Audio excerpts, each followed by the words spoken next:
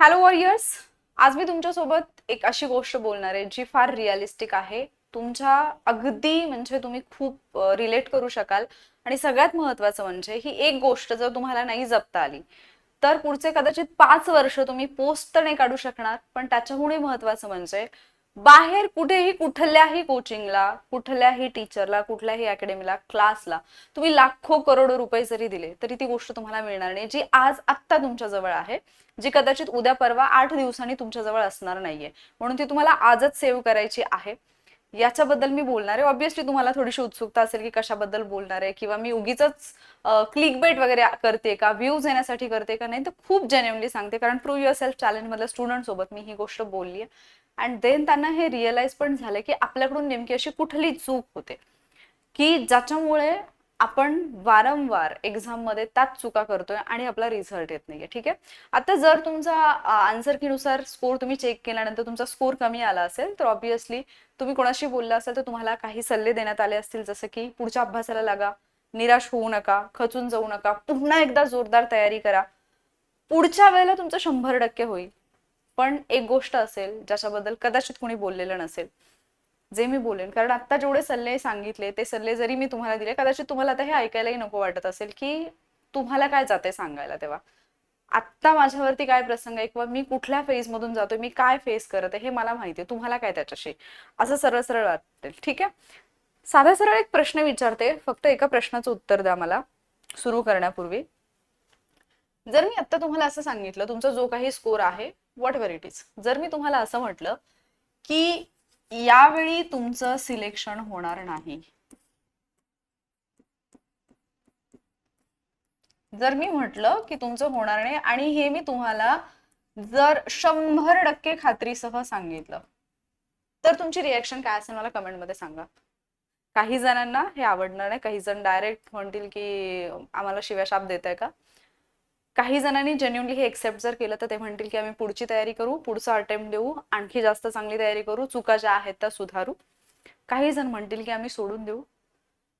Problem काय माहिती का, आपण रिझल्टला घाबरत नाही आहोत, रिझल्ट काही येईल याला घाबरत नाही आहोत. आपण घाबरतोय की जर रिझल्ट नाही आला तर त्याच्यानंतर जी सिच्युएशन आपल्याला फेस करावी लागणार आहे, जी ऍक्च्युली आत्ता नाहीये, ती सिच्युएशन आठवून आठवून आठवूनच आपण स्वतःला खूप जास्त डिमोटिवेट करतोय, खूप जास्त त्रास देतोय आणि स्वतःच आपण त्याच्यातून सफर करतोय. ठीक आहे, मग आता नेमका प्रॉब्लेम काय झालाय की हे जे काही सगळं तुम्ही फेस करताय, एक तर अजूनही रिझल्ट नाहीये, दुसरी गोष्ट म्हणजे आतापर्यंत अभ्यास केला, आतापर्यंत कसं होतं की कदाचित मी कुठेतरी कमी पडलो असेल वगैरे, पण आता असं आहे की अभ्यास मी 100% केलाय, माझं मी 100% दिलंय, अभ्यास 100% झालाय, तरीही माझा स्कोर जो आहे तो खूप कमी आलाय. ठीक आहे, किंवा माझ्या अपेक्षेप्रमाणे तो स्कोर आलेला नाहीये. किंवा बऱ्याच जणांचं म्हणणं असं हे आहे की पेपर खूप लेंदी होता, पेपर खूप लेंदी होता. काही जणांचं म्हणणं आहे की पेपर खूप हार्ड होता. काही जणांचं म्हणणं होतं की टाइम मॅनेजमेंट नाही जमलं. काही जणांचं म्हणणं होतं, आता हे सगळे जे मी लिहिते ना मुद्दे, याच्या पाठीमागे काहीतरी रिझन आहे. काही जणांचं म्हणणं होतं की पीवायक्यूचा काहीही फायदा झाला नाही, म्हणजे पीवायक्यू करून गेलो, पीवायक्यू नुसार टॉपिक केले, त्याचा काही फायदा झाला नाही. काही जणांचं म्हणणं होतं, म्हणजे आहे अजूनही, की खूप भीती वाटली एक्झामच्या वेळेला, ज्याच्यामुळे एक्झाम मध्ये जसं परफॉर्म करायला पाहिजे तसं नाही करू शकलो. आता मुद्दा एक आहे, फक्त एक गोष्ट करा, याच्या आधीची एक्झाम तुम्ही कधी दिलेली? 4 जानेवारी, 4 जानेवारी 2026. त्याची आन्सर की कधी आलेली? 12 जानेवारी 2026 ला. हे जे 2 दिवस आहेत की नाही, हे मी काल प्रूव्ह युअर सेल्फ मधल्या challenge, prove your self challenge मध्ये स्टुडंट्सशी बोलताना त्यांना सांगितलं, आणि ते शॉक होते हे ऐकल्यानंतर. तुम्हाला पण काहीसा असाच धक्का बसेल. फक्त 4 जानेवारी आणि 12 जानेवारीला कुठलाही टेलिग्राम ग्रुप, म्हणजे ज्या टेलिग्राम ग्रुपला तुम्ही जॉईन असाल, जिथे रेग्युलरली तुम्ही डिस्कशन किंवा ज्या काही गप्पा असतात त्याच्यामध्ये तुम्ही इन्व्हॉल्व असतात, असा टेलिग्राम चॅनल जो आहे तो ओपन करा. आणि 4 जानेवारीला आणि 12 जानेवारीला ज्या काही स्टुडंट्सच्या गप्पा चाललेल्या होत्या किंवा जे काही डिस्कशन सुरू होतं ना, ते थोडंसं जाऊन रीड करा. त्याच्यामध्ये तुम्ही पण एक असाल, तुम्ही पण काही मेसेजेस केलेले असतील, आणि त्यावेळेचं म्हणजे 4 जानेवारीला झालेल्या पेपरचा म्हणजे कंबाईंड ग्रुप बी पूर्व परीक्षा 2025 ला जो पेपर झाला त्याच्या बाबतीतला जो काही पॉईंट ऑफ व्ह्यू होता किंवा पेपर झाल्यानंतरचा जो फीडबॅक होता ना तो फक्त रीड करा. आणि त्यावेळेला स्वतःला तुम्हाला कुठल्या चुका तुम्ही केल्यात असं वाटत होतं त्याची जी लिस्ट तुम्ही तयार केलेली असेल, जर केलेली असेल तर, जरी केलेली नसेल तरी त्यावेळेचे मेसेजेस पाहिले की तुमच्या लक्षात येईल की एकूणच आपल्याला तो पेपर पाहिल्यानंतर काय वाटलेलं होतं. तिथेही आपल्याला हेच वाटलं होतं की अभ्यास केलाय पण रिझल्ट नाही आला. कदाचित काही जणांना असं वाटलं असेल की अभ्यास केलेला पण माझी रिव्हिजन कमी पडली. ठीक आहे. त्याच्यानंतर बऱ्याच जणांना तो पेपरही फार लेंदी वाटला होता की पेपर खूप लेंदी आलेला आहे. बऱ्याच जणांना तो पेपर हार्डही वाटला कारण आयोगाने प्रश्नांचं स्वरूप थोडं बदललेलं होतं. बऱ्याच जणांना तो पेपर सुद्धा सोडवताना टाइम मॅनेजमेंटचा प्रॉब्लेम आलेला. बऱ्याच जणांना तिथे सुद्धा वाटलेलं की पीवायक्यूचा फायदा नाही, बट मी तर विथ प्रूफ दाखवलं होतं की पीवायक्यू मधून कसे क्वेश्चन्स आलेले आहेत. आणि बऱ्याच जणांना त्या पेपरमध्ये सुद्धा भीती वाटलेली होती. आता 4 जानेवारीला किंवा 12 जानेवारीला आन्सर की आल्यानंतर तुमची जी रिॲक्शन होती, तुमचा जो फीडबॅक होता, तुमच्या डोक्यामध्ये जे विचार आले होते ते सेम विचार जर तुमचा आत्ता कालचा पेपर 14 जूनचा पेपर दिल्यानंतर तुमच्या डोक्यात आले असतील तर एक गोष्ट जी मी आत्ता बोलते की तुम्ही जपून ठेवा आणि ती तुम्ही हरवलाय आणि तुम्हाला लाखो रुपये देऊन मिळणार नाही, ती गोष्ट तुम्ही त्यावेळेलाही जतन केली नाही आणि जरी केली असेल तरी तुम्ही तिचा उपयोग करून घेतला नाही. ती गोष्ट ही आहे की एक्झाम देऊन आल्यानंतर म्हणजे 14 जूनला तुम्ही पेपर दिला, 14 जूनला 15 जूनला आन्सर की आल्यानंतर जो तुम्हाला येणारा फील असतो, जे तुमच्या डोक्यात येणारे विचार असतात किंवा ऍक्च्युली एक्झाम हॉलमध्ये बसल्यानंतर असणारी जी तुमची हालत असते, जे थॉट्स, ज्या पण कंडिशन मधून तुम्ही जाताय, तुम्ही लाखो रुपये करोडो रुपये जरी दिले तरी तुम्ही ती सिच्युएशन एक्सपिरियन्स नाही करू शकत. त्या पद्धतीचा प्रसंग उभा राहू शकतो. म्हणजे तुम्ही एखादी टेस्ट सिरीज देताय जिथे तुम्हाला आयोगासारखं वातावरण दिलं जाईल. ठीक आहे, म्हणजे आयोग ज्या पद्धतीने हे करतो, एक्झामची अरेंजमेंट करतो तशी अरेंजमेंट असेल, सगळं असेल, पण तरी सुद्धा ती टेस्ट सोडवताना तुम्हाला माहिती आहे की हा माझा फायनल पेपर नाहीये. म्हणजे फायनल पेपरच्या वेळेला ज्या पद्धतीने तुमचा बिंदू काम करतोय तसा तो टेस्ट सिरीजच्या वेळेला करत नाही. कारण टेस्ट सिरीज झाल्यानंतर पण जरी तुमचा स्कोर कमी आला असेल तरी तुम्ही पुढच्या टेस्टवरती फोकस करता, राईट. पण ज्यावेळेला तुम्ही एक्झाम हॉलमध्ये बसून ती एक्झाम देताय त्यावेळेला तुमच्या डोक्यामध्ये ज्या हजारो गोष्टी चाललेल्या असतात, त्यावेळेला तुम्हाला जे काही वाटत असतं हे सगळं, हा एक्सपिरियन्स तुम्हाला पुढच्या एक्झाम शिवाय परत कधीच नाही मिळणार. मी नाही देऊ शकत, कोणी कितीही म्हणजे मोठा क्लास असेल काय असेल तरी ते गव्हर्नमेंटची एक्झाम अरेंज नाही करू शकत जी एक्झाम तुमची लाईफ चेंज करणार आहे. आणि तो अनुभव किंवा या म्हणजे टेस्ट सिरीज मध्ये मला खूप कमी मार्क्स मिळाले, तुम्हाला घरच्यांचं टेन्शन येतं, प्रेशर येतं इतकं जास्त जेवढं कालच्या पेपर नंतर आलं. टेस्ट सिरीज मध्ये मी सिली मिस्टेक केल्या, तुम्हाला एवढं जास्त टेन्शन येतं जेवढं आता तुम्ही टेन्शन घेतले. हा पेपर हातातून गेल्यानंतर जे तुम्हाला फील होते ते तुम्हाला तिथे नाही होत. तो वाला फील जो आहे ना तो तुम्हाला फक्त हाच पेपर देऊ शकतो. आणि त्याहूनही महत्वाची गोष्ट, हा फील किंवा हे जे काही वाटतंय, हे डोक्यामध्ये असणारं जे काही विचारांचं वादळ आहे, हे तुमच्यासाठी 1, 2, 3 दिवस मर्यादित राहील फार फार तर. काही जणांसाठी 6-7 दिवसांसाठी इम्पॅक्ट राहील, पण त्याची इंटेन्सिटी हळूहळू हळूहळू कमी होत जाणार आहे. म्हणजे जे तुम्हाला 14 तारखेला पेपर देऊन आल्यानंतर फील होत होतं किंवा 15 तारखेला फील होत होतं ते तुम्हाला आता पुढे जाऊन 25-30 तारखेला फील नाही होणार आहे. पुढच्या महिन्यामध्ये तुम्हाला तो फील नाही येणार आहे. तुम्ही त्याच्यातून बाहेर पडलेले असाल. तुम्हाला टेन्शन असेल, डेफिनेटली तुम्ही त्याच्यावरती विचार करत असाल, पण जो ऍक्च्युली फील त्यावेळेला तुम्ही करत होता की नाही, म्हणजे जे तुम्हाला आत्ता जाणवतंय, रडायला येणं असेल, घरची जबाबदारी असेल, कोण काय म्हणेल, कुठल्या सिच्युएशनला कसं फेस करू, जे प्रॉब्लेम्स मी पुढे ढकलले होते केवळ एक्झाम आहे हे सांगून, ते प्रॉब्लेम्स आता परत माझ्या समोर येऊन उभे राहिलेत. आयुष्यातले काही निर्णय आहेत महत्वाचे जे घेणं गरजेचे, कारण एक एमपीएससी ऍस्पिरंट असेल तरी मी एक ह्युमन बिईंग आहे. म्हणजे माझी एक जी नॉर्मल लाईफ आहे त्याच्यामध्ये बाकीच्या जबाबदाऱ्या आहेत किंवा ती लाईफ माझी स्टॉप नाही झाली पाहिजे, म्हणून जे काही मी करणं गरजेचं आहे. हे जे सगळं गोंधळ किंवा हा जो काही म्हणजे जे सगळं मोठं वादळ असतं की नाही, हे फक्त तुम्ही या 2 दिवसांमध्ये खूप जास्त फेस करता.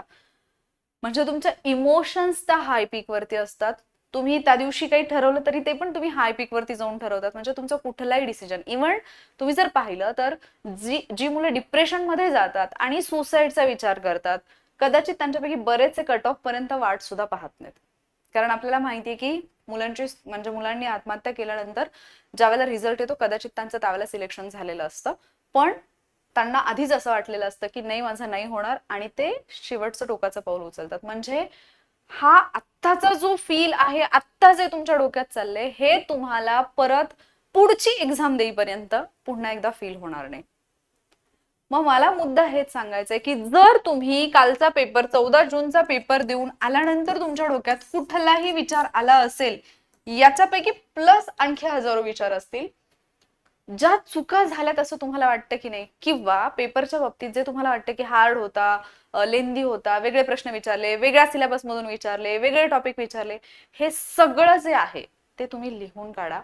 आणि फक्त लिहून ठेवू नका, कारण हे प्रत्येक वर्षी आपण लिहितो, प्रत्येक पेपर झाल्यानंतर लिहितो, पण त्याचा फायदा होत नाही. जर तुम्हाला 4 जानेवारीचा पेपर देऊन आल्यानंतर हा फील झाला असेल की मला टाइम पुरला नाही, टाइम मॅनेजमेंट मध्ये प्रॉब्लेम आला, आणि आता परत जर तुम्हाला तेच वाटलं असेल 14 जूनला की टाइम मॅनेजमेंटचा प्रॉब्लेम होता, याचा अर्थ 4 जानेवारी पासून ते 14 जून पर्यंत हा जो काही 5-5.5 महिन्यांचा कालावधी मला मिळाला, याच्यामध्ये मी टाइम मॅनेजमेंट वरती 0 मेहनत घेतलीये.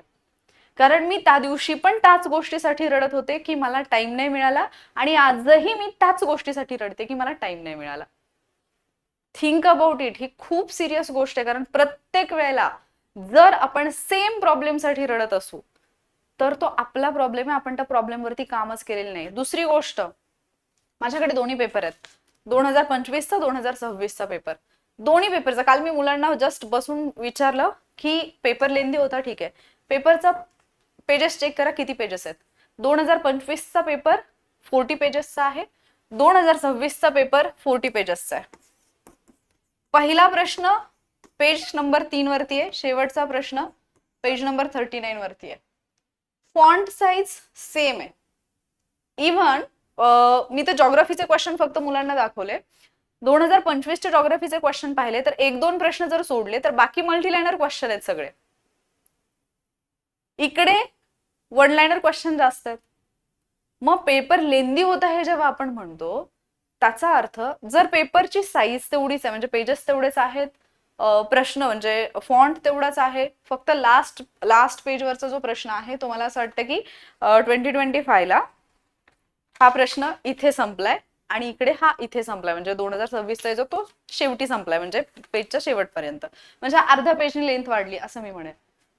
मुद्दा हा नाहीये की मी तुम्हाला असं म्हणतो की तुमचं किती चुकले तुम्हीच मूर्ख आहात, हे नाही म्हणते. मी तुम्हाला हे सांगतेय की जर मी मागचा पेपर देऊन आले आणि तो पेपर दिल्यानंतर मला असं वाटलं की मला टाइम नाही पुरला, तर माझं काम होतं की या पुढच्या 5-5.5 महिन्यांमध्ये मी टाइम मॅनेजमेंट वरती काम करेन. जर त्यावेळेला मला असं वाटत होतं की पेपर लेंदी आहे, याचा अर्थ या पेपर पर्यंत माझी रिडिंगची प्रॅक्टिस एवढी व्हायला पाहिजे होती की हा लेंदी पेपर सुद्धा मला 60 मिनिटांमध्ये कव्हर करता आला असता. जर त्यावेळेला मला असं वाटत होतं की मी अभ्यास केलाय पण माझी रिव्हिजन कमी आहे, तर याचा अर्थ होता की मी या वेळेला अभ्यास करायला पाहिजे होता. जर मी 4 जानेवारीला सेम कंप्लेंट करत होते किंवा सेम फील करत होते आणि मी 14 जूनला पण सेम गोष्ट फील करते, याचा अर्थ इतक्या दिवसात मी फक्त पुस्तकांवरती रट्टा मारलाय किंवा फक्त लेक्चर्स पाहिलेले आहेत, मी त्याच्यावरती प्रोसेसिंग केलेलं नाहीये, मी त्या गोष्टी इम्प्लिमेंट केलेल्या नाहीयेत. आणि जर तुम्हाला आठवत असेल, मी लास्ट टाइम एक्झामच्या आधी मी काही व्हिडिओज अपलोड केलेले, त्याच्यामध्ये एक गोष्ट मी खूप प्रामाणिकपणे सांगितलेली, इव्हन प्रूव्ह युअर सेल्फ चॅलेंजच्या बाबतीत सुद्धा मुलांना मी सेल्फ स्टडी याच्यासाठी सांगितलेला.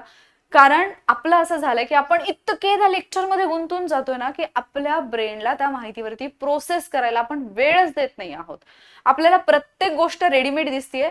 लेक्चरमध्ये जेव्हा तुम्ही कुठलाही कंटेंट अभ्यासताय, तुम्ही स्क्रीनवरती पाहताय, तुम्हाला सगळं ऑडिओ ऐकायला येतंय, तुम्हाला त्यावेळेला हा फील येतोय की ही गोष्ट मला समजली, माझ्या लक्षात राहिली आहे, पण तीच गोष्ट तुम्हाला 4 ते 5 दिवसांनंतर विचारली तर ती तुम्हाला विसरली जाईल. तुम्ही एक पुस्तक घ्या, तुम्ही एक पुस्तक वाचताय, मी लगेच इथल्या इथे उदाहरण सांगते. समजा तुम्ही पुस्तक उघडलंय, पॉलिटीचं पुस्तक उघडलंय, तुम्ही पॉलिटीचा चला आपण मूलभूत हक्क घेऊयात. मूलभूत हक्क हा टॉपिक तुम्ही रीड करताय. मूलभूत हक्क टॉपिक मध्ये तुम्ही कलम 20 अभ्यासलं. आता समजा 8 दिवसानंतर 10 दिवसानंतर मी तुम्हाला विचारलं कलम 20 बद्दल काहीतरी माहिती, त्याच्यामधले 3 जे सब क्लॉज आहेत ते मी तुम्हाला विचारले किंवा त्याच्यामध्ये असणाऱ्या तरतुदी विचारल्या. तुम्हाला जर नाही आठवलं, मी म्हटलं की ठीक आहे पुस्तकामध्ये जाऊन बघ, तुम्ही अख्खं पुस्तक शोधत बसाल का की कुठे आहे कलम 20? नाही, तुम्ही लगेच बरोबर मूलभूत हक्क चॅप्टर ओपन करणार, त्याच्यातलं बरोबर कलम 20 जे आहे, आणि हे शोधण्यासाठी तुम्हाला काही सेकंड्सचा वेळ लागेल. आता त्याच ऐवजी तुम्ही माझं लेक्चर पाहिले, तुम्ही कुठलंही XYZ कुठल्याही टीचरचं लेक्चर पाहिले, आणि आणि मी तुम्हाला प्रश्न विचारला कलम 20 बद्दल माहिती सांगा, आणि तुम्हाला त्याच्याबद्दलची माहिती नाही सांगता आली, आणि मी तुम्हाला म्हटलं की जा आणि मला त्या लेक्चर मधला तो पॉइंट शोधून दाखव, डेफिनेटली तुम्हाला याच्यापेक्षा जास्त वेळ लागेल शोधायला. आणि रिअलाइज म्हणजे आठवायला पण, म्हणजे माझी लँग्वेज मी जे सांगितलेलं आहे ते आठवायला आणि तुम्ही वाचलेलं आठवायला, याच्यामध्ये जो वेळ असेल ना, हा डेफिनेटली मी जे सांगितलेलं आहे लेक्चरमध्ये जे तुम्ही पाहिलेले ते आठवायला तुम्हाला थोडा जास्त वेळ लागेल. जे अवघड टॉपिक आहे ते ट्रिक्सच्या माध्यमातून तुम्हाला समजायला इझी जातात, 100% करेक्ट आहे. ते लक्षात ठेवायला सोपे जातात, 100% करेक्ट आहे. तुम्हाला अवघड टॉपिक स्वतःहून अभ्यासण्यासाठी जास्त वेळ लागू शकतो, तो वेळ कमी होतो, हे सुद्धा 100% बरोबर आहे.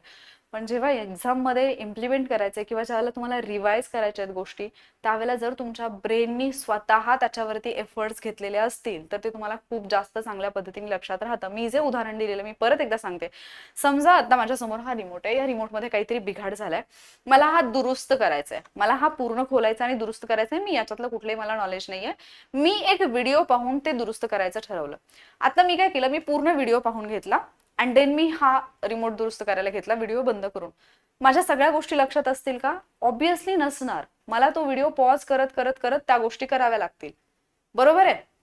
पण जर मी ही गोष्ट स्वतः अभ्यासलेली असेल की त्याचे पार्ट्स काय आहेत, कसे आहेत, कुठे काय कनेक्ट केल्यानंतर हे होऊ शकतं, फॉल्ट नक्की कुठे झालेला असेल, तर तो मी विदाऊट व्हिडिओ सुद्धा करू शकेन. सेम जेव्हा तुम्ही अभ्यास करताय, पुस्तकातून वाचताय, तुम्ही ज्यावेळेला तो चॅप्टर वाचताय, तुम्हाला जिथे अडचण येते तुम्ही तिथे थांबतात, तुमचा ब्रेन तिथे प्रोसेस करतो, ती गोष्ट लक्षात ठेवण्यासाठी मेहनत घेतो किंवा ती गोष्ट रिपीट करतो. म्हणजे उदाहरणार्थ कलम 20 आहे, तुम्हाला समजायला कठीण जातोय एखादा पॉईंट 20.1 किंवा 20.2, तुम्ही तिथे थांबाल आणि त्याच्यावरती तुम्ही काम कराल आणि मग पुढे जाल, त्यामुळे ती गोष्ट तिथेच सॉर्ट आउट झालेली असेल. पण जेव्हा लेक्चर पाहताय, तुम्ही कंटिन्युअसली लेक्चर पाहताय, 20 मधला कलम 3 म्हणजे 20चं उपकलम 3 मला नाही समजलं, ते तसंच राहून गेले, मी पुढच्या पॉईंटकडे गेले किंवा त्याच्यावरती मी प्रोसेस करेपर्यंत पुढचे 2 पॉईंट सांगून झालेले आहेत.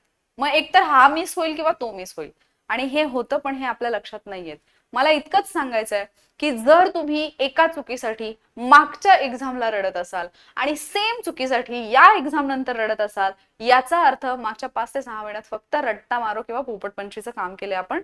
आपण स्वतःवरती काही काम केलेलं नाहीये, आपण स्वतःमध्ये सुधारणा करण्याचा प्रयत्न केलेला नाहीये. हार्श आहे बट रियालिटी आहे. तुमच्यापैकी बऱ्याच जणांना असं वाटेल की मॅडम असं बोलतायत तसं बोलतायत, डिमोटिवेट करतायत.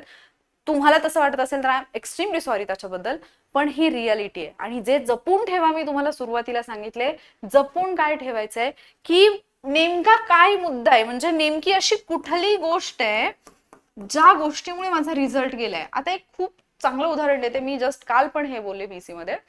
मे बी XYZ एखादी व्यक्ती अशी असेल तुमच्यापैकी एक्झाम देणारी, जी कोणाशी तरी जास्त अटॅच्ड आहे.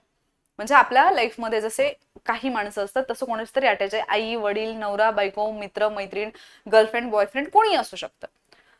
आणि मला एक्सपेक्टेड आहे की मी एक्झामला जाताना मला XYZ या माझ्या लाईफमधल्या ठराविक व्यक्तींनी बेस्ट ऑफ लक म्हणायला पाहिजे. ती व्यक्ती नॉर्मली बेस्ट ऑफ लक म्हटली किंवा ती मला म्हटली नाही. आता मला त्याचं टेन्शन आलंय की ती मला बेस्ट ऑफ लक नाही म्हटली आणि मला वाईट वाटलं, आणि एक्झामवरती मी एक्झाम हॉलमध्ये गेल्यानंतर त्याचा परिणाम झालाय. एखादी गृहिणी आहे, सगळं सांभाळून ती करतीये, एक्झामला जाता जाता घरातल्यांनी टोमणे मारलेत, नवऱ्याने पण तिथे समजून घेण्याच्या ऐवजी तिलाच सुनावले, ती ऑलरेडी टेन्शनमध्ये आणि ती एक्झामला जाऊन बसली पेपर द्यायला, आणि तिला ऑलरेडी ती रडलीये किंवा टेन्शनमध्ये, त्याच्यामुळे तिला पेपर अवघड गेलाय. ह्या गोष्टी तुम्ही ओपनली नाही सांगू शकत आणि या गोष्टी तुम्ही पुढच्या एक्झाम पर्यंत विसरूनही गेलेला असाल. कदाचित जरी तुमच्या लक्षात असतील तरी पुढच्या एक्झामला जेव्हा तो सेम प्रसंग घडेल, तुम्ही त्याच्यावरती कामच नाही करणार. हुशार कोण असतो की मला कळलं मी 4 जानेवारीला जाताना हा प्रॉब्लेम झाला होता ज्याच्यामुळे मी मेंटली डिस्टर्ब झाले, पुढच्या 6 महिन्यांमध्ये मी स्वतःवरती काम करेन की माझ्या कुठल्याही आयुष्यातल्या महत्वाच्या कामाच्या वेळेला जर अशी गोष्ट झाली तर मी त्याचा स्वतःवरती परिणाम होऊ देणार नाही, मी त्याचा इफेक्ट स्वतःवरती होऊ देणार नाही, मी याच्यामुळे माझं स्वतःचं नुकसान होऊ देणार नाही. म्हणजे याचा अर्थ मी 14 जूनच्या पेपरला जाताना मला बेस्ट ऑफ लक दिलं काय नाही दिलं काय मला फरक पडत नाही, मला कोणी शिव्या घातल्या काय मला फरक पडत नाही, कोणी माझ्याशी जाणून बुजून भांडलं काय, मला टॉन्टिंग केलं काय मला फरक पडत नाही, कारण माझी प्रायोरिटी आहे माझी एक्झाम. कारण ऑलरेडी माझी मागची एक्झाम गेली आहे, मी 4-5 महिने वाया घालवलेले आहेत, कारण फक्त ती एक गोष्ट चुकीची घडली जी मला हँडल नाही करता आली. मग मी या 5 महिन्यांमध्ये शिकले का अशा गोष्टी हँडल करायला, हे इम्पॉर्टंट आहे. आणि हे तुम्हाला कुठल्याही कोचिंगमध्ये, कुठल्याही लाखोच्या क्लासेसमध्ये, कुठल्याही अकॅडमीमध्ये कुठेही शिकायला मिळणार नाहीये. याच्यावरती तुम्हाला स्वतःला काम करावं लागेल, कारण तुमचा पर्सनल प्रॉब्लेम काय हा तुम्हाला माहिती आहे. म्हणजे कालच्या पेपरमध्ये ज्या काही 3-4 लाख मुलांनी एक्झाम दिली असेल, I don't know exact number, but 3-3.5 lakh मुलांनी जर एक्झाम दिलेली असेल तर त्याच्यापैकी किती मुलं असतील, म्हणजे ती सगळीच्या सगळी मुलं असतील का की ज्यांना असं वाटतं की मी अभ्यास केला पण मला पेपर हार्ड गेला? सगळीच्या सगळी मुलं अशी आहेत का ज्यांना असं वाटतं की पेपर लेंदी होता? सगळेच असे आहेत का ज्यांना तो पेपर हार्डच वाटलाय? सगळेच असे आहेत का ज्यांना टाइम मॅनेजमेंटचा प्रॉब्लेम आलाय? सगळे नाहीयेत. आणि जर सगळेच असे असतील तर जेवढी मुलं सिलेक्ट, म्हणजे आता जेवढी ही ऍड आलेली आहे, जेवढ्या मुलांनी एक्झाम दिली त्यातलं कुणीच सिलेक्ट होणार नाहीये का? म्हणजे असं होईल का की या एक्झाम मध्ये कुणीच पास नाही झालं? ऑनेस्टली सांगा, असं होईल का? असं नाही होणार. कोणी ना कोणीतरी पास होणार आहे. प्रश्न हा आहे की मी ती सिच्युएशन इतरांपेक्षा किती चांगल्या पद्धतीने डील केली. आणि इतरांपेक्षा म्हणण्यापेक्षाही मी म्हणेन की लास्ट इयर मला ती सिच्युएशन डील करता आली होती का नव्हती, आणि जर नव्हती आली तर मी यावर्षी स्वतःमध्ये काय इम्प्रूव्हमेंट केली. म्हणून आज जे काही तुम्हाला फील होतंय, काल परवा जे काही फील झालं, ते अजूनही तुमच्या सबकॉन्शियस मध्ये असेल, अजूनही तुम्हाला ते आठवत असेल. ते सगळं एका पेपरवरती लिहून काढा की मला काय वाटतं की मला कशामुळे पेपर हार्ड गेला असेल, कशामुळे माझा स्कोर कमी आला असेल. इव्हन जरी तुमचा स्कोर चांगला आला असेल आणि तुम्हाला असं वाटत असेल की होईल की नाही, मी काठावरती आहे नक्की, म्हणजे मला गॅरंटी नाहीये, तरी सुद्धा तुम्हाला जे फील झालंय ना ते लिहून ठेवा. कारण बऱ्याचदा आपल्या ज्या फिलिंग्स असतात त्या आपल्याला स्टोर नाही करता येत. म्हणजे आज तुम्ही दुःखी आहात, उद्या तुम्ही दुःखी असालच असं नाही. आज तुम्ही आनंदात आहात, उद्या तुम्ही आनंदी असालच असं नाही. आणि सेम फील तुम्ही परत घ्यालच असं नाही. तो सेम क्षण आपण परत एकदा जगू शकत नाही आयुष्यात. मग त्या गोष्टी तुम्हाला स्टोअर करता आल्या पाहिजेत, ऍटलिस्ट तेव्हा तरी जेव्हा आपल्याला परत एकदा सेम सिच्युएशन फेस करायची आहे. मग जेव्हा तुम्हाला कळेल की माझा ऍक्च्युली अभ्यास करताना, किंवा म्हणजे हा माझा स्टडी मधला प्रॉब्लेम असू शकतो, किंवा जेव्हा मी एक्झामला जात आहे बिफोर एक्झाम असू शकतो, जस्ट काही मिनिट्स, काही तास किंवा काही दिवस एक्झामच्या जस्ट आधीचा प्रॉब्लेम असू शकतो, किंवा एक्झॅक्टली मी जेव्हा एक्झाम अटेंड करत आहे त्यावेळेचा हा माझा प्रॉब्लेम असू शकतो. Then write it down. आणि या गोष्टी ज्या आहेत पुढच्या एक्झामच्या वेळेला स्वतःला, म्हणजे त्या गोष्टींवरती काम करा. जर मला टाइम मॅनेजमेंटचा प्रॉब्लेम आला असेल तर मी आता पुढच्या एक्झामसाठी इतकी प्रॅक्टिस करेन टाइम मॅनेजमेंट वरती की पेपर लेंदी जरी आला तरी 60 मिनिट्सने माझा 58 मिनिट्स मध्ये पेपर व्हायला पाहिजे, इतकी मी प्रॅक्टिस करेन. कारण पर्याय नाहीये. म्हणजे एक ऍथलीट आहे जो ग्राउंडवरती उतरला, 100 मीटरची रेस आहे, त्याचा एका सेकंडसाठी त्याचा हे गेलेला आहे, म्हणजे गोल्ड मेडल गेलेलं आहे, किंवा त्याचं कुठलंही मेडल त्याला मिळालेलं नाहीये. तो त्या एका सेकंडवरती काम करेल ना उरलेल्या दिवसांमध्ये. आपण काय करतोय? मागच्या वेळी पण पेपर लेंदी होता, आता पण पेपर लेंदी आहे, अजून पुढच्या 5 वर्ष पेपर लेंदीचा येत राहणार आहे. मला मागे टाइम मॅनेजमेंटला प्रॉब्लेम आला, आताही आला. आणि मी हेही सांगितले, मी ऑलरेडी एक्झाम पूर्वी पण सांगितलेलं, जेव्हा तुम्ही एक्झामला जाताय झिरो एक्सपेक्टेशननी जा. जर तुम्ही हे डोक्यात ठेवून चालला असाल मी हिस्ट्री खूप चांगले केले, हिस्ट्रीचे सगळे मार्क्स येतील, मी जॉग्राफी खूप चांगलं केले, नाही, आयोग तुम्हाला तोंडावरती पाडणार आहे. प्रत्येक वेळेला हे होणार आहे. मग मला कळलं पाहिजे की या 100 मध्ये, या 100 प्रश्नांमध्ये असं काय आहे जे मला येतंय. मी खूप वेळा सांगितलं होतं हाच गोल्डन रूल आहे. ज्या प्रश्नांची उत्तरं तुम्हाला येत आहेत ते प्रश्न आधी सोडवून घ्या. आणि ज्यांनी असं केलंय त्यांनी 45+ ऑटोमॅटिकली फर्स्ट राऊंड मध्ये घेतलेत. ज्यांनी या वेनी गेलेत, म्हणजे पॉलिटी इझी होतं, सायन्स इझी होतं, बऱ्यापैकी इझी होतं म्हणेन मी, की तिथले प्रश्न तुम्ही, म्हणजे ते मार्क्स तुम्ही हातात घेऊ शकत होता. ज्यांनी ते प्रश्न आधी सोडवले, हिस्ट्रीचे इझीवाले आधी सोडवले, जॉग्राफीचे इझीवाले, इकॉनॉमिक्सचे इझीवाले आधी सोडवले, ते मुलं 45 पर्यंत सहज गेलेली आहेत. आणि मग बाकीचे जे प्रश्न जिथे विचार करायला लागत होता त्या प्रश्नांच्या बाबतीत तुमची गफलत नाही झाली, किंवा तुमचा कॉन्फिडन्स गेला, किंवा भीती वाटली, असं नाही झालं. आणि मग या मुलांनी या विषयांमध्ये मार्क्स घेऊन मॅथ्स रिझनिंग पण प्रॉपरली हँडल केलं. पण ज्यांनी पहिल्या प्रश्नापासून 80व्या प्रश्नापर्यंत फक्त पेपर अवघड आहे एवढंच डोक्यात ठेवून पेपर सोडवलाय, त्या मुलांना डेफिनेटली मॅथ्स रिझनिंगला पण वेळ नाही मिळाला, आणि मॅथ्स रिझनिंग पण कठीण वाटलं. कारण तिथे मग इतकं सगळं अवघड बघितल्यानंतर ऑब्व्हियसली तुमचा ब्रेन 2+2 पण नाही करणार तिथे. ह्या काही गोष्टी आहेत ज्या तुम्हाला समजणं गरजेचं आहे. मी अजून एकदा सांगते, आत्ता जे तुम्हाला वाटतंय, उद्या जे वाटेल, परवा जे वाटेल, 8 दिवसांनी जे वाटेल, याच्यात खूप डिफरन्स असणार आहे. आत्ता जी इंटेन्सिटी असेल, इव्हन कालची, म्हणजे एक्झाम देऊन आल्यानंतर 14 तारखेला आणि 15 तारखेला जी इंटेन्सिटी होती तुमच्या फिलिंगची, ती पण कमी झाली असेल आज थोडीफार. आणि ही कमी होत जाणार आहे पुढे. म्हणजे आज जे तुम्हाला फील होते ते उद्या, परवा, 8 दिवसांनी, महिन्यांनी नाही फील होणार. आणि तेव्हा तुम्हाला कळणार पण नाही. म्हणजे विदाउट रिअलायझिंग तुम्ही त्याच चुका परत परत करत राहणार आहे. मग फक्त डोक्यात एवढं राहू देत की जर मला आजचा पेपर देऊन आल्यानंतर म्हणजे 14 तारखेचा पेपर देऊन आल्यानंतर जर माझ्या डोक्यामध्ये 1 2 3 4 5 6 असे काही पॉईंट्स आले असतील की हे पॉईंट्स मला सांगतायत की ही कारण आहेत की माझा ह्यावेळेला स्कोर कमी येतोय किंवा ह्यावेळेला माझी ही एक्झाम जाऊ शकते हातातून, तर माझं काम आहे. अभ्यास तुमचा भरपूर आहे, अभ्यासाचा प्रॉब्लेमच नाहीये. मी पॉलिटी वाचलेलं नाहीये, मी इकॉनॉमिक्स वाचलेलं नाही, हा प्रश्नच नाहीये. मी ते वाचलंय, पण वाचताना पण माझं काहीतरी चुकलं असेल. वाचताना पण म्हणजे मी प्रास्ताविका वाचली. प्रास्ताविका, तो प्रश्न तर मला हसायला येतं ऍक्च्युली त्या प्रश्नाचं. प्रास्ताविका घटनेचा भाग आहे की नाही? प्रास्ताविकेमध्ये घटना दुरुस्ती करता येऊ शकते, हा प्रश्न पहिल्यांदा कधी? घटना दुरुस्ती केव्हा करता येऊ शकते, हा प्रश्न पहिल्यांदा केशवानंद भारतीमध्येच उद्भवला. तुम्ही रंजन कोळंबे सरांचं पुस्तक अभ्यासा, एम लक्ष्मीकांतचा अभ्यासा, तिथेच दिले घटनेचा भाग आहे की नाही बेरुवारी युनियन खटलाय. पण तिथे मुलांनी म्हणजे बऱ्याचशा मुलांनी पर्याय क्रमांक 2 हे उत्तर लिहिले. का? कारण आम्हाला माहितीये प्रास्ताविकेतली घटना दुरुस्ती 368 नुसार करता येते, पण ती एकदाच झालीये. बेरुबारीमध्ये म्हटले भाग नाहीये, त्याच्यानंतर केशवानंद मध्ये म्हटले भाग आहे, LIC मध्ये म्हटले अविभाज्य भाग आहे. हे सगळं पाठ केलंय, कुठले 3 शब्द टाकण्यात आले हे सगळं पाठ केलंय. पण त्याच्यातलं जे बाकीचं आहे ना ते पाहिलेलंच नाहीये की पहिल्यांदा हा प्रश्न कधी होतो. म्हणजे किती कॉमन छोटीशी गोष्ट आहे, ती आपल्याकडून सुटते. मग ती जर माझी सुटली असेल हे मला आत्ता कळलंय ना, हे मी पुढच्या परीक्षेला अभ्यास करेपर्यंत विसरून जाईन की हे मला उशिरा कळलं म्हणून. हे लिहून ठेवा. जेव्हा लिहून ठेवाल तर कळेल की प्रत्येक वेळेला अभ्यास करताना काय चूक होते. मला टाइम मॅनेजमेंटचा प्रॉब्लेम आलाय ना, मी इतकी मॅथ्स रिजनिंगची प्रॅक्टिस करेन, क्वेश्चन सोडवण्याची प्रॅक्टिस करेन की तो मला आता प्रॉब्लेम नाही आला पाहिजे.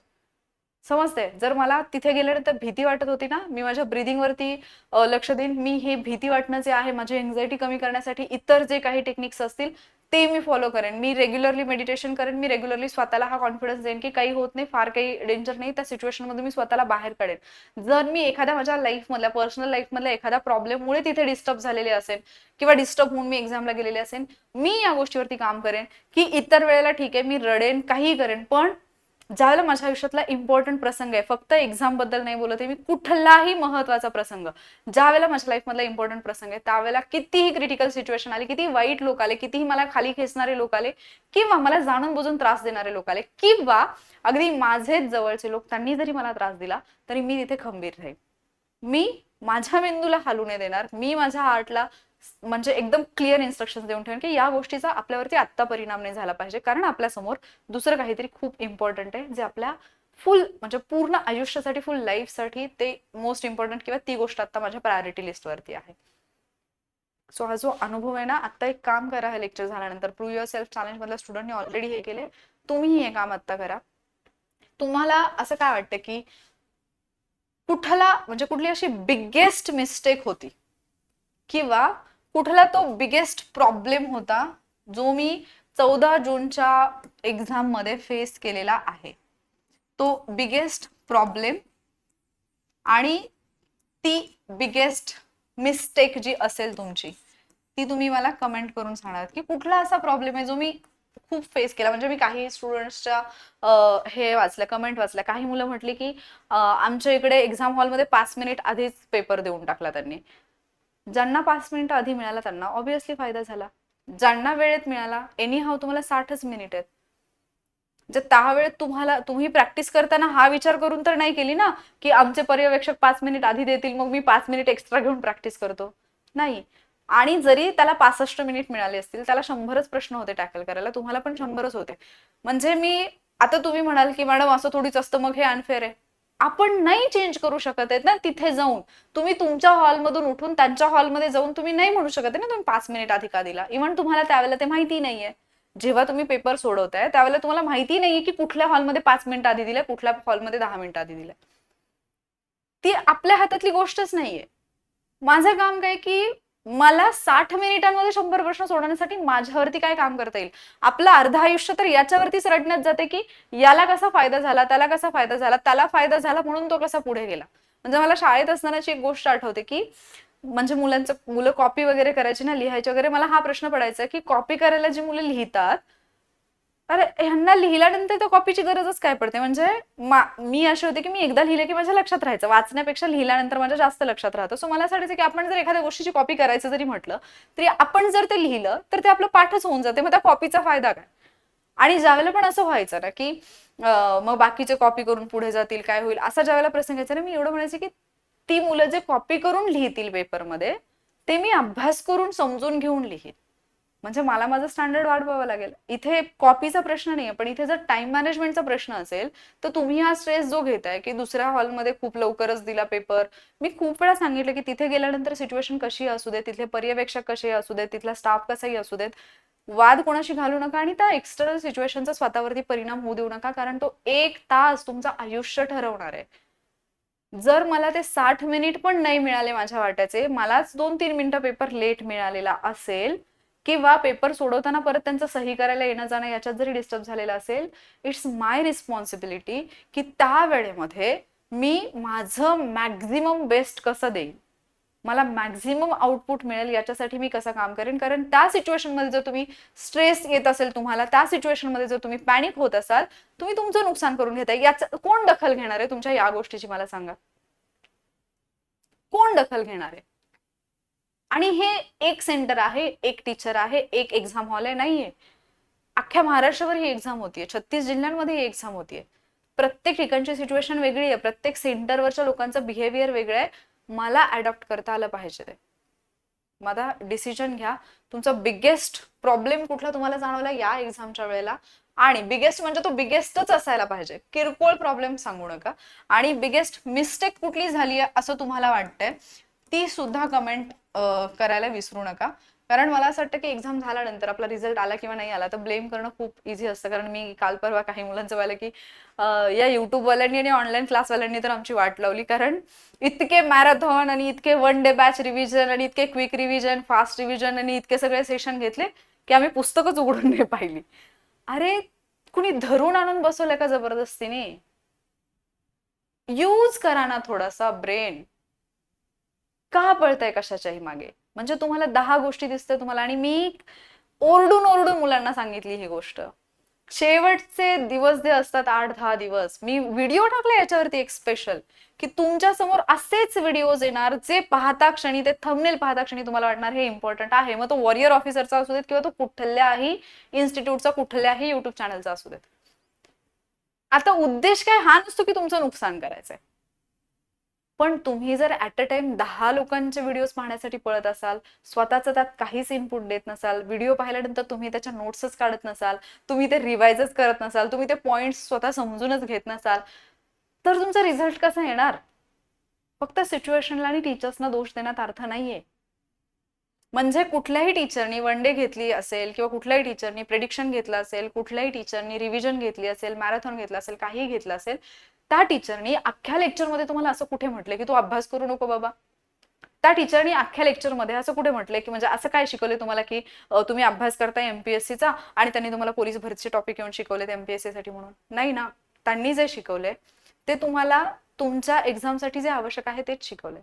तुमचं टायमिंग चुकलंय, तुम्ही चुकीच्या वेळी, म्हणजे तुम्ही सकाळी उठल्यापासून संध्याकाळपर्यंत जर तुम्ही फक्त स्क्रीन समोरच राहत असाल, तुमचा ब्रेन नाही वर्क करणार. ही गोष्ट तुम्हाला कळली पाहिजे स्वतःहून. आणि हेच कारण आहे की मला सुद्धा खूप वाटतं फास्ट म्हणजे खूप सेशन्स घ्यावेत असे फटाफट धडाधड एक्झामच्या आधी, पण मी ते जाणून बुजून टाळते. असं नाहीये की मला वेळ नाहीये किंवा मी करू शकत नाही किंवा मी तेवढा टाइम, मी एक्झामच्या आधीचे 8 दिवस डेफिनेटली देऊ शकते, उठल्यापासून झोपेपर्यंत सेशन्स घेऊ शकते. बट मला माहिती जेवढा तुमचा स्क्रीन टाइम वाढणार आहे, तुमच्या ब्रेनची वर्किंग कॅपॅसिटी कमी होणार आहे. कारण हे सायंटिफिकली प्रूव्हन आहे. सो नाव यू डिसाइड की तुम्हाला लाईफमध्ये काय अचीव्ह करायचंय, काय करायचं आणि चुकांमधनं काय शिकायचं. आणि अजून परत एकदा सांगते जाता जाता, हा फील, हा अनुभव, या भावना, आत्ता जे सुरू असलेला गोंधळ, वादळ, सगळे प्रश्न, ही सिच्युएशन लाईफमध्ये तोपर्यंत परत फेस नाही करता येणार जोपर्यंत पुढची एक्झाम तुम्ही देत नाही. आणि जर आत्ता हे फेस केलं तर याच्यातून शिका, पुढच्या एक्झामच्या वेळेला परत हे फेस करायला लागावं अशी स्वतःची अवस्था करून घेऊ नका. कारण पुढच्या एक्झाम पर्यंत वय वाढलेलं असणार आहे, जबाबदाऱ्या वाढलेल्या असणार आहेत, आयुष्य खूप अनप्रेडिक्टेबल आहे. तुम्हाला माहिती नाही लाईफमध्ये कुठली सिच्युएशन येईल. माझी एक स्टुडंट आहे, काल तिने मेसेज केला की मॅम 22 मेला माझी आई एक्सपायर झाली आणि मला एक्झाम द्यायची नव्हती, पण सगळे म्हणायला लागले की नाही तू जा आणि एक्झाम दे. ती मुलगी काय सिच्युएशन मध्ये एक्झामला गेली असेल तुमच्यापैकी, पण तुम्हालाही माहिती नाही लाईफमध्ये कुठला प्रसंग कसा येणार आहे. पण त्याला सामोरं जाण्यासाठी आपल्याला स्वतःला तयार करता आलं पाहिजे. हीच तर खरी परीक्षा आहे. मग आयोगाला नसतं का करता आलं की 5 पुस्तकं सांगितलीत, 6 पुस्तकं सांगितलीत, फक्त एवढीच वाचा आणि त्याच्यातून प्रश्न येईल? किती सोपं होतं आयोगासाठी. पण तसं नाहीये ना, आयोगाने रेफरन्स बुकची लिस्ट नाही दिलेली तुम्हाला. आयोगाने सिलेबस दिलाय, तो पण पॉइंट वाईज नाही दिला, म्हणजे हेच टॉपिक येतील तेच. आयोगाने सब्जेक्टचं नाव सांगितलं, त्या सब्जेक्ट मधला हा पोर्शन आहे. आयोगाला जिथून जे वाटेल त्या टॉपिकशी रिलेटेड, त्या सब्जेक्टशी रिलेटेड ते आयोग उचलतोय. चालू घडामोडी करताना आयोगाने असं नाही म्हटलं की मागच्या 1 वर्षातल्याच करा, 1.5 वर्षातल्या करा. हे आपलं प्रिडिक्शन आहे, हा आपला अभ्यास आहे की आपण मागच्या काही वर्षांमध्ये हे अभ्यासले की चालू घडामोडी म्हणजे 1-1.5 वर्षातल्या. आता काही जणांचं म्हणणं आहे की चालू घडामोडीने इतिहास विचारलाय. आता तुम्हाला इतिहास सब्जेक्ट आहे की नाही अभ्यासाला, मला सांगा इतिहास सब्जेक्ट मध्ये असे किती टॉपिक आहेत जे 2021, 22, 23 आहेत? 2021, 22, 23 इतिहास असतो का? मी जस्टिफाय नाही करत आहे, पण मला असं वाटतं की एक्झाम झाल्यानंतर आपण जो ब्लेम गेम खेळत राहतो की नाही, आपण प्रत्येक गोष्टीला ब्लेम करतो, आयोगाला ब्लेम करतो, आयोगाच्या प्रश्नपत्रिकेला ब्लेम करतो, आपण आपल्या एक्झाम हॉल मधल्या लोकांना, तिथले पर्यवेक्षक, तिथला स्टाफ, आपण अगदी आपली जे म्हणजे आपण ज्या वाहनाने ट्रॅव्हल केले ते, आपल्या फॅमिलीतले लोक, आपण ज्यांच्याकडून आतापर्यंत गायडन्स घेतला ते टीचर्स असतील, कुठलाही ऑनलाईन प्लॅटफॉर्म असेल, आपण जी टेस्ट सिरीज जॉईन केली ते असेल, म्हणजे एक गोष्ट सोडत नाही आपण ज्याला आपण ब्लेम करत नाही एक्झाम झाल्यानंतर, कारण आपण फक्त पळवाटा शोधतो. पण जर तुम्हाला आयोग मागच्या, असं नाहीये की आयोगाने करंट अफेअर्स फक्त याच वर्षी अवघड विचारले, आयोगाने मागच्या वर्षी पण अवघड विचारले. आयोगाने मेन्सला पण करंट अफेअर्स असं विचारले जे आपण प्रेडिक्ट नाही करत, जे आपल्या प्रेडिक्शन मध्ये असतं त्याच्या काहीतरी बाहेरचं विचारले आयोगाने. मग आयोग तुम्हाला हिंट देतो ना की ट्रेंड बदलतोय, काहीतरी चेंज होतंय, चेंज करा. आणि अगेन त्यांना एक्सपेक्टेड नाही की 100 पैकी 100 प्रश्नांची उत्तरं तुम्हाला यावीत. त्यांना एक्सपेक्टेड आहे 100 पैकी तुम्ही मॅक्झिमम अॅक्युरसी कशी मेंटेन करताय आणि तुम्ही मिनिमम चुका कशा करताय, तुमच्या चुका कशा मायनस होतील, कारण तुमच्या चुका वाढल्या की तुमचा स्कोर कमी येते. इतकं साधं सिंपल गणित आहे. स्वतःला आहे या सिच्युएशन सोबत जुळवून घ्यायला शिका, पर्याय नाहीये त्याच्याशिवाय. कदाचित मी आज जे काही बोलले ते बऱ्याच जणांना हार्ड वाटलं असेल, हार्श वाटलं असेल, त्याच्याबद्दल आय एम सो सॉरी. पण हे बोलणं पण गरजेचं आहे, हे समजून घेणं पण गरजेचं आहे. आणि ज्यांना असं वाटतं की मॅडम तुम्ही द्या पेपर मग कळेल वगैरे वगैरे, दॅट इज माय डिसिजन द्यायचं की नाही, ठीक आहे, ह्याच्यावरती पण मला काही कमेंट करायचं नाहीये. आणि हा तुमचा ओपिनियन आहे, तुम्हाला विचार स्वातंत्र्य आहे, आपल्या राज्यघटनेने दिले, सो तुम्ही विचार करू शकता जसं तुम्हाला हवं तसं. पण रियालिटी समजून घेणं फार गरजेचं आहे. जर ती नसेल समजत तुम्हाला, तुमचं आणखी पुढचं 4-5 वर्ष काही होऊ शकत नाही. तुम्ही ज्या गोष्टीसाठी काल रडले ना 14 जूनला 15 जूनला, त्याच गोष्टीसाठी तुम्ही पुढच्या एक्झाम नंतर पण रडत असणार आहे, त्याच्या पुढच्या एक्झाम नंतर पण. म्हणून ज्या गोष्टीसाठी आपण आज रडलोय, लिहून काढा, रिवाइज करा, इम्प्रूव्हमेंट करा. पुढच्या एक्झामच्या दिवशी सकाळी सुद्धा परत एकदा पहा की या गोष्टी आहेत ज्याच्यासाठी मी लास्ट टाइम रडलो होतो, आणि हे करा. पुढच्या एक्झामच्या वेळेला त्या गोष्टी पहा की या गोष्टी आहेत, मला याच्यासाठी नाही रडायचं, वेगळं काहीतरी कारण झालं आणि रडलो तरी चालेल, पण या गोष्टीसाठी मला परत रडायचं नाही. ठीक आहे, मला आशा आहे आत्ता मी जे काही बोलले ते तुम्हाला समजलं असेल, तुमच्या डोक्यामध्ये ते शिरलं असेल, घुसलं असेल. फक्त लक्षात ठेवा, जर पुढचे 5 वर्ष यशात घालवायचे नसतील तर या परीक्षेने जे शिकवलंय ते जपून ठेवा, कारण लाख मोलाचा नाहीये, करोडो रुपयांचा हा अनुभव आहे. आयुष्यातली महत्वाची ऐन उमेदीची 2-3 वर्ष, ज्या वर्षांमध्ये तुम्ही आयुष्यात असं काहीतरी अचीव करू शकला असतात कदाचित की जे आपल्या अख्ख्या फॅमिलीच्या खानदानाच्या इमॅजिनेशनच्या पलीकडचं आहे. कारण खूप मुलं आहेत, खूप तरुण आहेत, खूप तरुणी आहेत ज्यांनी अशा पद्धतीने लाईफ स्वतःची चेंज केलेली आहे की जे त्यांच्या अख्ख्या खानदानामध्ये कोणी तशी लाईफ नाही पाहिलेली. असे खूप लोक आहेत. आणि ती वर्ष जर आपण या एक्झामसाठी दिलेत या आशेने की या एक्झाम नंतर आपलं आयुष्य त्या पद्धतीने बदलणार आहे, then you have to think about it की असं काय आहे जे मला तिथपर्यंत पोहोचू देत नाहीये, आणि ते जे आहे ते मला शोधायचंय आणि संपवायचंय. ठीक आहे, सो अभ्यास करा, समजून घ्या, चुका लिहून काढा, तुमचा बिगेस्ट प्रॉब्लेम आणि मिस्टेक लिहून मला सांगायला विसरू नका कमेंटमध्ये. तुमचं मत याच्याबद्दलचं बिनधास्तपणे कमेंटमध्ये मांडू शकतात. जर या व्हिडिओतून काहीतरी थोडंफार शिकलाय असं तुम्हाला वाटत असेल तरच व्हिडिओला लाईक करा. तुमचा दुसरा कोणीतरी फ्रेंड जो आता त्याच टेन्शनमध्ये आहे तर त्याच्यासोबत हा व्हिडिओ नक्की शेअर करा, कारण त्याला पुढची एक्झाम जर क्रॅक करायची असेल तर डेफिनेटली या गोष्टींचा फायदा होईल. कारण इतिहास, भूगोल, जॉग्राफी, काय इतिहास, भूगोल, जॉग्राफी तेच असतं, इकॉनॉमिक्स, हे सगळं तुम्ही कुठे ना कुठेतरी शिकत असता. जी गोष्ट मी आता तुम्हाला सांगितलेली आहे ना, ही गोष्ट फक्त तुम्ही तुमच्या आयुष्याच्या रणांगणातच शिकू शकता. हे मी तुम्हाला शिकवू शकत नाही किंवा बाकी कोणीच तुम्हाला शिकवू शकत नाही, आम्ही फक्त सांगू शकतो. पण तुम्हाला स्वतःलाच ते शिकावं लागतं, कारण तुम्ही स्वतःच ती परीक्षा देत आहात. ठीक आहे, लवकरच भेटेन मी पुढच्या लेक्चरमध्ये. तोपर्यंत स्वतःची काळजी घ्या, स्वतःच्या चुकांवरती काम करा. आणि हा, याचा अर्थ असा नाही की स्वतःला दोष देत बसा, स्वतःला दोष देत बसू नका. जी पण काही सिच्युएशन असेल ती तुम्हाला काहीतरी शिकवण्यासाठी आली होती, आणि तिने जे तुम्हाला शिकवलंय त्या परिस्थितीने ते शिकून घ्या फक्त. ठीक आहे, लवकरच भेटूयात पुढच्या लेक्चरमध्ये. थँक्यू.